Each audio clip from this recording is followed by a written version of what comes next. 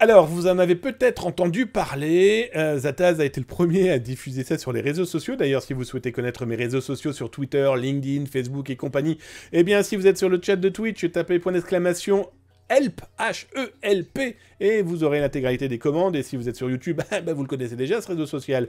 Et sur Twitch, vous tapez par exemple sur Twitch, c'est point d'exclamation HELP, mais sur Twitter, c'est @Zataz. Bon bref, venez, vous verrez bien, amusez-vous et venez suivre nos actualités. Donc très certainement, vous avez entendu parler de cette opération lancée par Europol. Je vais d'ailleurs vous mettre l'article là maintenant dans le chat de Twitch. Vous l'aurez bien sûr dans les rediffusions là dans le descriptif sur YouTube bien sûr. Alors voilà, que s'est-il passé? Eh bien, Europol vient d'annoncer officiellement bonjour Mathis One, welcome, il vient de taper point d'exclamation bonjour pour faire un coucou à tout le monde. Merci l'ami. Alors, que s'est-il passé? Europol a annoncé une opération franchement d'envergure. C'est pas la première, il faut savoir que quasiment tous les ans, à la même période, grosso modo, grosse arrestation dans le dark web. Sauf que cette fois-ci, 288 personnes ont été arrêtées. Alors c'est hackers malveillants, c'est pirates, c'est vendeurs de drogue, mais aussi d'armes, mais aussi de faux papiers, mais aussi de faux bifetons, fausses monnaies, mais aussi de bases de données, bref, beaucoup de monde. Et ces gens-là étaient dans le site Monopoly Market. Et ne bougez pas, je vous ai prévu une petite surprise. On va aller visiter Monopoly Market pour que vous compreniez que cette galerie marchande n'était pas une petite galerie marchande. Alors, en tout cas, ce gros coup de filet, baptisé Spector, petit clin d'œil à Tor, l'outil utilisé par Monopoly Market pour se cacher, en point oignon, donc, dans le dark web. Écoutez, Europol, 288 personnes, dont 5 Français. La grande majorité des personnes arrêtées l'ont été au Royaume-Uni. Il y en a une cinquantaine, que je ne me trompe pas, aux États-Unis. Il y en a eu un au Brésil. Donc voilà, on était vraiment dans de véritables complexes à l'international. Ce qui est intéressant, c'est que Monopoly Market, donc, je pense qu'il a été infiltré. Pourquoi je vous dis ça? Et vous le lirez dans l'article. Au mois de janvier, là, il y a 3-4 mois, Monopoly Market est tombé en panne. Et souvent, c'est un signe. Souvent, c'est le signe que il va y avoir un truc. Changement de papier peint, changement de serrure, changement d'administrateur, ou infiltration. Ou les 5 en même temps. Toujours est-il que, voilà, Europol, c'est pas son premier coup de maître, Celui-ci est quand même Maus. Mais on a eu en 2020 179 autres pirates informatiques qui avaient été arrêtés, des escrocs, pareil, arrêtés par Europol et avec Eurojust, qui regroupe donc différentes juridictions européennes. On avait aussi en 2021 150 personnes, alors là c'était complètement fou parce que c'était aussi 25 000 comprimés d'ecstasy qui avaient été saisis, 45 armes. Là, pour l'opération qui vient de se dérouler, là, il y a quelques heures, quelques jours, Spector, c'est, voilà, des kilos et des kilos de cam aussi, qui à première vue ont été saisis, sans compter le pognon. 51 millions d'euros ont été saisis par les autorités, c'est loin d'être négligeable. Alors, vous connaissez Zataz, vous connaissez la cyberémission, et vous savez que nous, notre but est de regarder au-dessus de l'épaule des pirates pour combattre, et pour mieux les combattre, justement. Alors d'abord, un petit élément qui est plutôt intéressant, sur le site d'Interpol, vous avez en ce moment un article revenant sur l'accès au contenu à petit prix, et souvent visant l'audiovisuel. Vous savez, ces abonnements à quelques euros, voire quelques dizaines d'euros, remplaçant ceux qui sont légitimes, bref, ce sont clairement des accès pirates. Voilà, Interpol, voilà, le grand frère d'Europol, a fait tout un ensemble d'informations, et surtout expliqué les risques en matière de cybersécurité, et puis surtout cet argent qui est donné à des gens qui vont clairement être dans une malveillance supplémentaire. Cet argent leur permet de se fabriquer des fonds pour potentiellement lancer des cyberattaques, potentiellement acheter de la drogue pour les revendre dans des black markets comme celui que je vais vous montrer là maintenant. Alors, les images que vous allez voir là sont totalement exclusives de Zataz, et si vous êtes là, vous allez en profiter.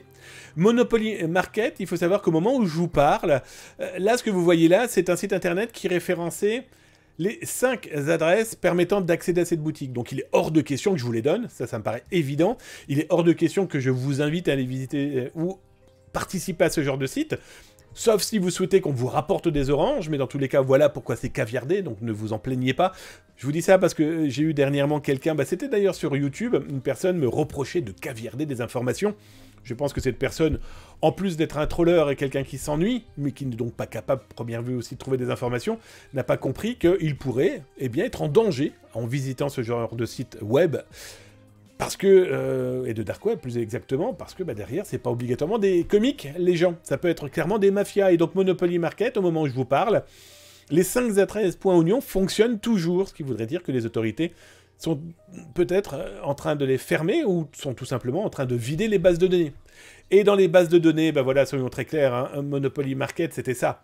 C'était une énorme galerie marchande. Prenez l'exemple, si vous êtes en France, d'une galerie marchande Auchan, Leclerc, dans lequel vous avez des magasins de vêtements, des magasins de chaussures, vous avez des magasins de jeux vidéo, de parfums, bref. Vous êtes au Canada, vous allez dans les galeries marchandes de Montréal, voilà, vous avez plein de boutiques différentes, et bien c'est exactement pareil. Monopoly Market était une galerie marchande qui, comme vous pouvez le voir, avait un nombre de produits illicites complètement dingue. Alors, quand vous regardez que des stimulants, il y en avait plus de 12 380, alors, pas pilule, pas herbe qui fait rire, ou crapaud sur lequel il faut lécher avec sa langue baveuse pour voir je ne sais trop quelle étoile. Non, 12 380 produits à vendre, c'est ça qui est complètement fou. Quand vous regardez, on avait de tout, on avait de l'ecstasy, il y avait du tabac, il y avait des documents contrefaits, etc., etc. Et comment ça fonctionnait? Eh bien, les malveillants, ceux qui voulaient acheter les Black Notes, ces Black Notes, voilà, ils n'ont qu'à cliquer. Je veux acheter des documents contrefaits, et là ce sont des Rolex, d'ailleurs on en parle dans quelques instants, de comment acheter des Rolex avec un simple téléphone portable, sans que ça vous coûte rien, et je vous parle bien de Rolex officiel. Et bien là, vous voyez, là, ce pirate vous propose pour 187,30 $, des répliques de Rolex dans ce type de boutique. Alors, de la drogue, on a vu des contrefaçons, de la fausse monnaie aussi, avec chaque pirate avait des propositions avec sa quantité, ils avaient un pseudonyme, ils avaient des notes aussi. Est-ce que ce sont des bons vendeurs? Est-ce que ce sont des mauvais vendeurs? Combien de produits ils ont pu vendre? Autant dire que pour les autorités, c'est particulièrement bien foutu, parce que du coup, s'ils sont infiltrés depuis le mois de janvier, pouvoir lire, surveiller, regarder qui fait quoi, c'est une manne providentielle qui tombe du ciel pour pouvoir arrêter tout ce type de trafic. Et dans les trafics, vous aviez aussi tout ce qui tournait autour des données bancaires, des accès à des PayPal, des accès à des informations de banque, parce que ces comptes étaient créés avec des fausses identités, et ça se revendait derrière pour des pirates qui veulent faire du blanchiment.